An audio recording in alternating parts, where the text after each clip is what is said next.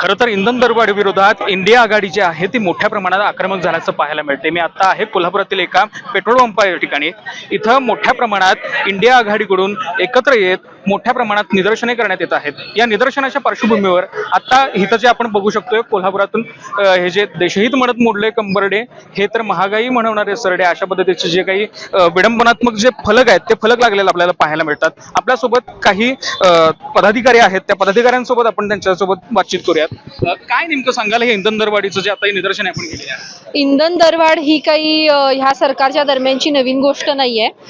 मला असं वाटतं आपल्या देशाचं परराष्ट्र धोरण जे आहे ते काही व्यवस्थितपणे मांडलं गेलेलं नाहीये। आपले पंतप्रधान मोदी हे बाहेरच्या देशात जाऊन मेलेडी चॉकलेट खाण्यात व्यस्त असल्यामुळे आपल्यासारख्या कॉमन सिटीजन्स जे आहेत त्यांच्याकडे ते म्हणतात की तुम्ही घरातनं बाहेर पडू नका, वर्क फ्रॉम होम करा, कमी फ्युएल वापरा, कमी ऑइल वापरा। खरं स्वतः ते बाहेर अगदी आमच्याच पैशामध्ये मजा करत आहेत आणि त्याच्याच अगेन्स्ट आम्ही हे निदर्शन करण्यासाठी इंडियन नॅशनल काँग्रेसकडून इथं आलेलो आहोत। आमचे जे आपले जे लीडर ऑफ अपोजिशन माननीय राहुल गांधी यांनी 2 महिन्यापूर्वीच जेव्हा US बरोबर ट्रेड डील साईन झाली होती तेव्हाच सांगितलं होतं की आपल्या देशावर हे आर्थिक संकट मोठं येणार आहे।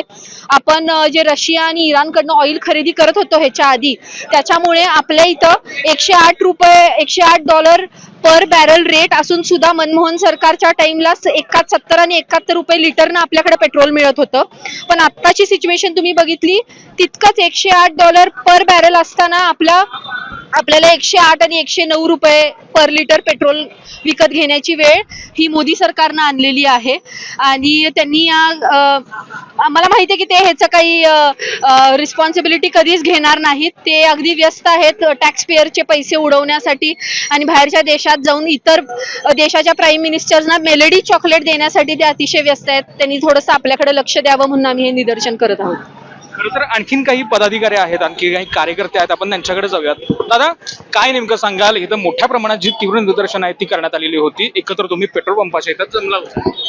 कसं होतं की अचानक झालेल्या पेट्रोल वाढीमुळे सर्वसामान्यांच्या खिशावर एवढा परिणाम झाला की, आणि त्यात स्वतः पंतप्रधानांनी आवाहन केले की पेट्रोल डिझेल कमी वापरा। कामाला जायचं तरी पेट्रोल घ्यायचं म्हटलं तरी आता काही पेट्रोल पंपावर पेट्रोल संपलेले बोर्ड दिसत आहेत आणि पेट्रोल घ्यायचं आणि जे सर्वसामान्य फिरणार आहेत त्यांना ते खिशाला अजिबात परवडणं झालंय। आज सगळे माझ्याच घरचं सांगतो की गॅस संपलेला गॅस अचानक बुकिंग केल्याशिवाय मिळत नाही म्हणलेत आणि 21 दिवसाच्या आमचा परिवार मोठा असल्यामुळे आम्हाला 20-21 दिवसात गॅस संपतोय। तिथनं पुढे नंबर लावल्यानंतर तिथनं पुढे 10 दिवसांनी गॅस मिळणार। शेवटी दुसऱ्यांच्या नावचा गॅस आणून आज आमच्या घरात स्वतः जेवण करायची वेळ आमच्यावर आलेली आहे। आज स्वतःच आजचं उदाहरण आमचं। तर या वाढत्या इंधन दराचा जे आता दरवाढ झालेली आहे त्याचा नेमका फटका तुम्हाला कसा बसलाय? महागाई वाढलेली आहे त्याच्यामुळे परवडत नाही आता लोकांना, जनतेला। तुम्हाला नेमका काय त्रास होतोय? तुम्हाला जे येण्या जाण्याचा जो त्रास डिझेल डिझेल दर वाढल्यामुळे आता हे होते ना जनतेला, सगळं परवडत आले।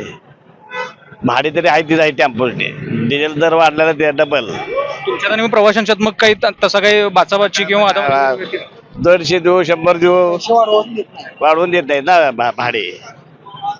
खरं तर याच्यामध्ये जर आता बघायला गेलं तर बरेच नागरिक आहेत, बरेच काही सामान्य वर्गातील काही नागरिक आहेत, त्यांना या इंधन दरवाढीचा जो प्रभाव आहे तो मोठ्या प्रमाणात पडल्याचं आपल्याला पाहायला मिळतं।